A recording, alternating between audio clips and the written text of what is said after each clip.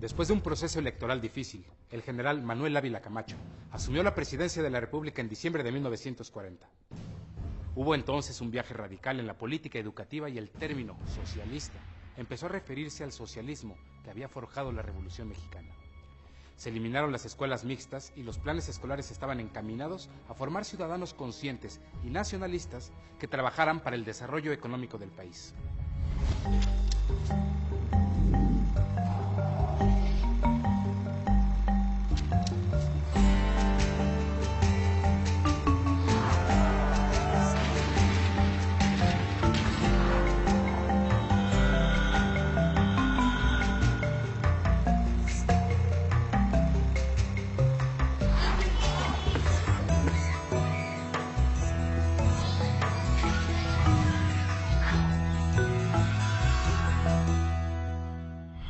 Esta es la historia de la educación en México a mediados del siglo XX, una época de grandes transformaciones para el país y sin duda para la vida estudiantil. En los años 40 ocurrió algo de mucha trascendencia para la historia de México en general y para la historia de la educación mexicana en particular, por una situación meramente coyuntural originada por la Segunda Guerra Mundial.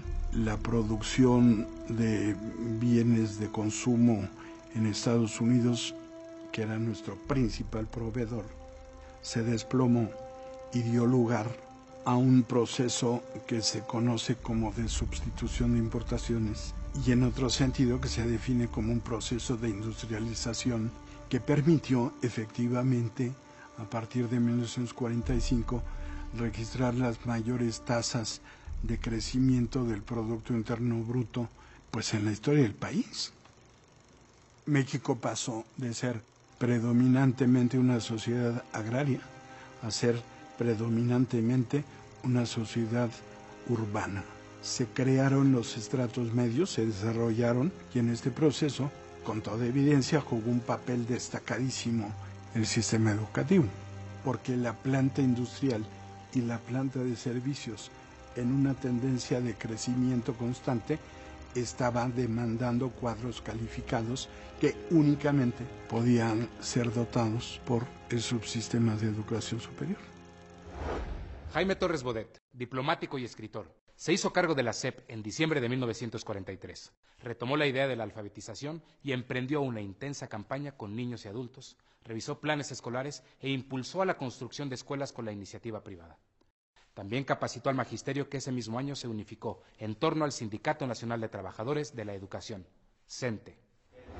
No sería exagerado decir que Torres Bodet es la figura central en el constructor de la idea educativa del México contemporáneo. Es un educador de grandes vuelos que tuvo muchísima importancia no solo como educador, sino como funcionario y como humanista. Él estuvo al frente de la SEP en esta primera ocasión de diciembre de 43 a noviembre de 46. Y realmente la parte que podríamos considerar fundamental de esta gestión fue una parte doctrinal, porque Torres Bodet fue el protagonista principal, el redactor principal de los conceptos con los cuales se reformó el artículo 3º constitucional. Se dejó atrás la idea de la educación socialista y es la visión de la educación pública que prevalece hasta la fecha. Una educación básicamente nacionalista. Torres Bodet era un joven intelectual, escritor del grupo Contemporáneos. Entonces él llega, digamos, a la Secretaría de Educación Pública y una de las cosas que hace, a mí me parece que de la mayor importancia, es una campaña por la alfabetización.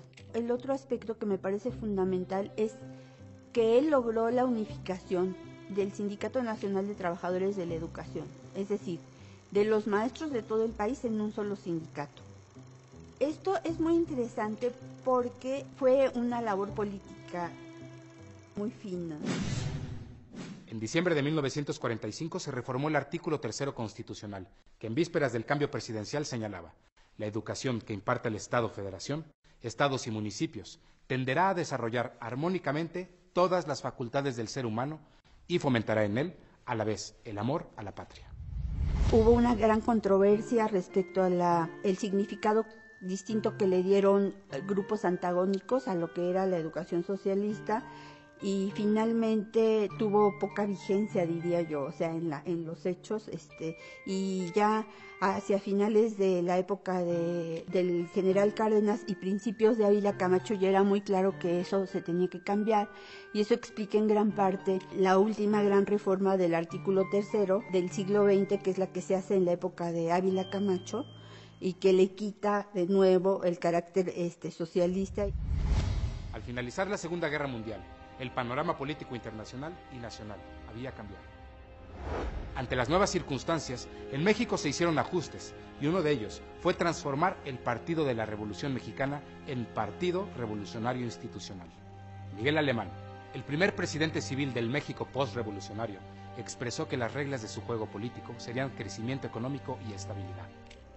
El problema era cómo superar las deficiencias, cuando la escolaridad de la mayoría de la población mayor de 15 años apenas llegaba a segundo grado. A pesar del impulso del régimen alemanista, el cuadro educativo estaba geográficamente desequilibrado. Las zonas rurales permanecían aisladas, mientras que en las urbanas la vida empezaba a modernizarse rápidamente. Yo creo que la prioridad educativa del gobierno de Miguel Alemán fue la educación superior. La educación superior no había sido atendida de manera prioritaria por ninguno de los gobiernos revolucionarios. Durante los primeros años de la presidencia de Miguel Alemán, Jaime Torres Bodet ocupó el cargo de secretario de Relaciones Exteriores y entre 1948 y 1952 fue el segundo director general electo de la Organización de las Naciones Unidas para la Educación, la Ciencia y la Cultura, UNESCO, por sus siglas en inglés. La gestión de Torres Bodet es considerada como una de las más brillantes e innovadoras. Preocupado por la educación, realizó aportes de gran importancia para la reconstrucción de los sistemas educativos de los países devastados por la Segunda Guerra Mundial. Además, proyectó a México y su cultura al ámbito internacional y fundó el Centro de Cooperación por la Educación de Adultos en América Latina y el Caribe, CREFAL, en Pátzcuaro, Michoacán. Torres Bodet fue designado secretario general de la UNESCO. Hay que recordar que este organismo fue creado a partir de las naciones que signaron el triunfo en la Segunda Guerra Mundial y que constituyeron las Naciones Unidas. Y dentro de las Naciones Unidas, la Organización Internacional de las Naciones Unidas, este organismo especializado que se dedicaba a la educación. Me parece que sin duda fue una distinción para México haber nombrado a Torres Bodet como secretario general.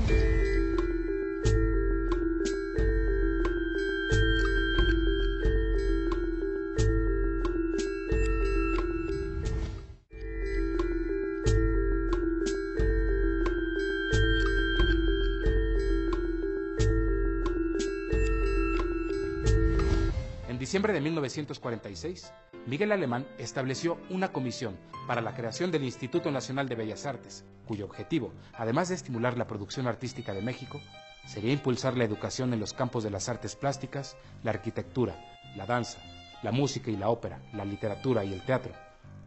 Desde entonces, el INBA se ha encargado del resguardo de obras de valor estético adquiridas por legado o donación. Entre 1954 y 1958, el director de Bellas Artes, Miguel Álvarez Acosta, impulsó proyectos educativos y le dio un giro radical a la promoción de la cultura en México, al fundar institutos regionales en todo el país. Desde su fundación en el siglo XVI, las escuelas y facultades de la universidad habían estado distribuidas en diversos edificios del centro histórico de la Ciudad de México, en el llamado Barrio Universitario, ubicado al noreste del Zócalo. Desde 1928 hubo un proyecto para construir una ciudad universitaria, pero fue hasta 1945, durante el gobierno de Ávila Camacho, que se aprobó una ley para llevarlo a cabo. Un concepto en donde quedarían integrados las diferentes facultades y escuelas en un campus, en donde además se incorporarían otras actividades que estaban consideradas como altamente convenientes y benéficas para la comunidad estudiantil, como era la práctica del deporte. Y entonces se convoca un proyecto arquitectónico de conjunto que quedó bajo la responsabilidad de dos arquitectos muy prestigiados en ese momento en México, que eran Pani y Del Moral, y ellos elaboraron un proyecto de conjunto. Y la idea fue hacer grupos disciplinarios con un enorme campus central que brindara solaz y facilitara la convivencia entre los alumnos, y además que fuera una ciudad fundamentalmente peatonal. Pani y Del Moral convocaron a una playa de arquitectos y de ingenieros, y el rector Luis Garrido puso la primer piedra de lo que sería la Facultad de Ciencias, si no estoy mal, en septiembre de 1950, y con eso se puso en marcha el proyecto de construcción para la educación superior más ambicioso en la historia del país. Para hablar de la parte artística, participaron una pléyade de artistas en donde encontramos nombres como Alfaro Siqueiros, que tuvo a su cargo esos maravillosos murales de la Torre de Rectoría, Chávez Morado, Diego Rivera, que fue el encargado del mosaico que engalana el Estadio Olímpico, O'Gorman con ese mural magnífico de la Biblioteca Central, Francisco Eppens, Rosendo Soto, o sea, un conjunto de artistas que hicieron pintura mural y mosaicos, todo en conjunto. Nos explica claramente por qué hoy eso está considerado patrimonio cultural de la humanidad. El 20 de noviembre de 1952, el presidente Miguel Alemán hizo la solemne entrega de las instalaciones y 2 años después, en la primavera de 1954, durante el gobierno de Adolfo Ruiz Cortines, se inauguraron los primeros cursos en el campus universitario.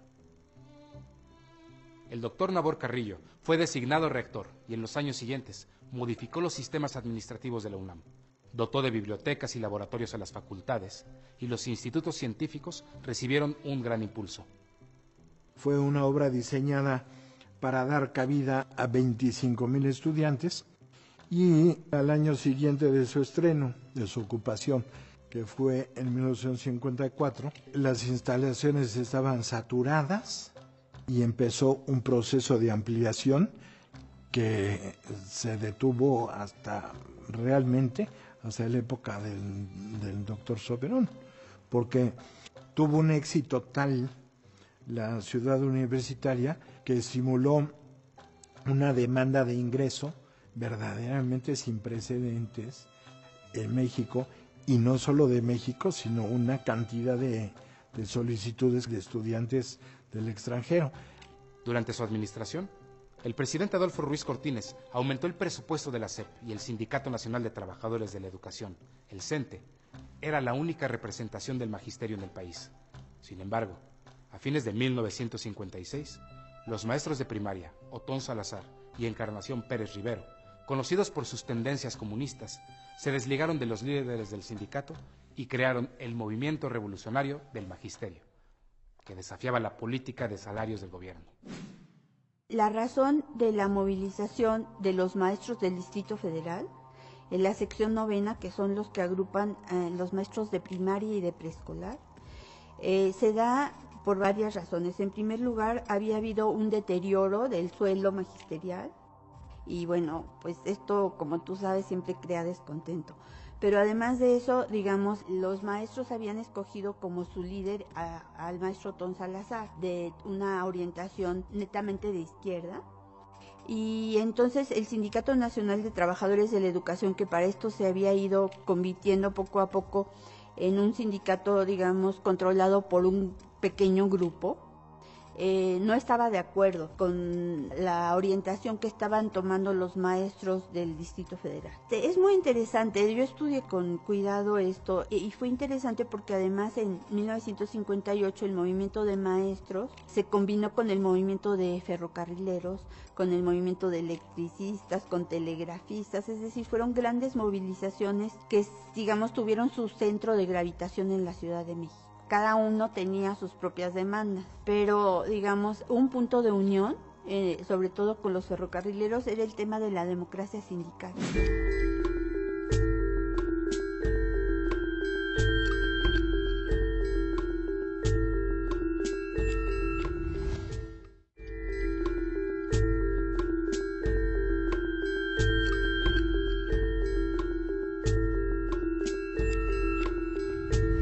En 1958, Adolfo López Mateos asumió la presidencia y tuvo que enfrentar la agitación obrera heredada del régimen anterior. Sin embargo, en el discurso de toma de posesión habló de las grandes realizaciones en materia educativa que iban a caracterizar su gobierno. La vocación magisterial de López Mateos era innegable.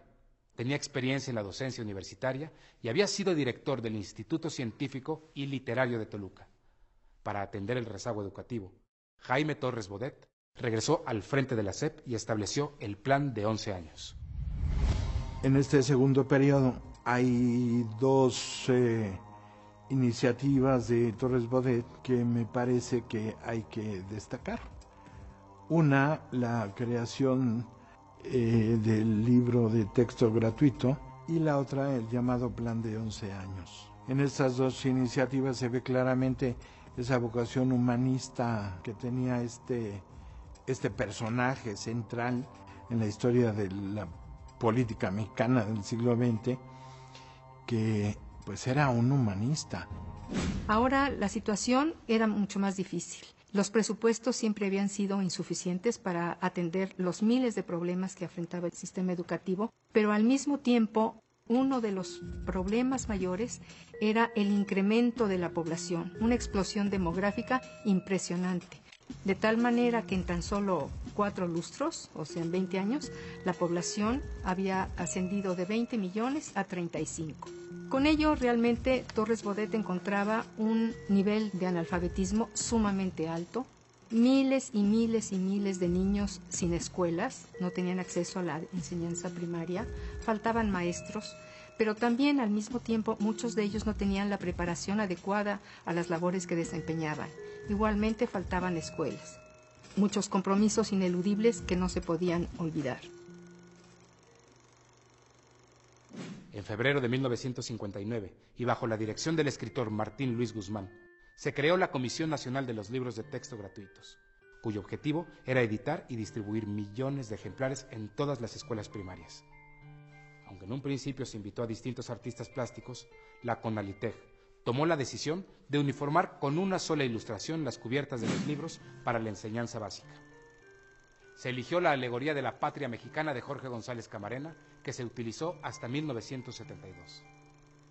En los primeros 5 años de distribución del libro de texto gratuito se repartieron más de 100 millones de ejemplares, lo cual pues no deja de ser una proeza, porque el financiamiento, la organización, la redacción de los libros, pues sí, era una empresa muy complicada. Y Martín Luis Guzmán convocó a un grupo de personalidades intelectuales de primer orden que le dieron forma a la comisión y en consecuencia al proyecto.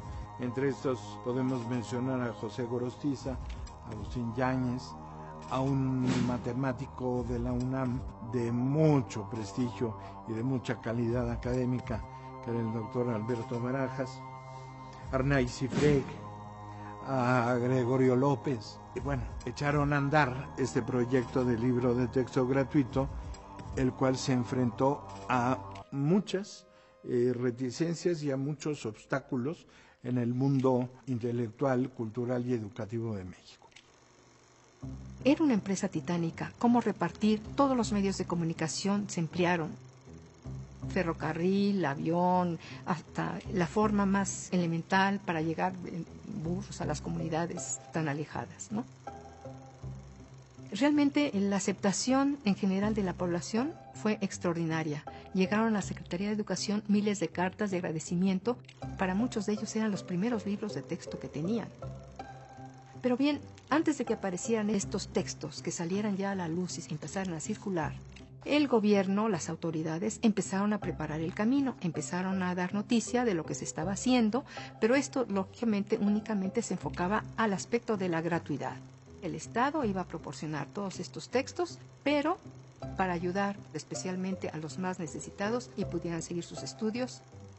Una de las aristas que me parecen muy cuestionables del libro de texto, que es una uniformidad ideológica de carácter oficialista, ¿no? El libro de texto, en lo que tiene que ver con historia, con civismo y con ciencias sociales, está plagado de una serie de ideologías que evidentemente corresponden a los intereses de coherencia del poder establecido.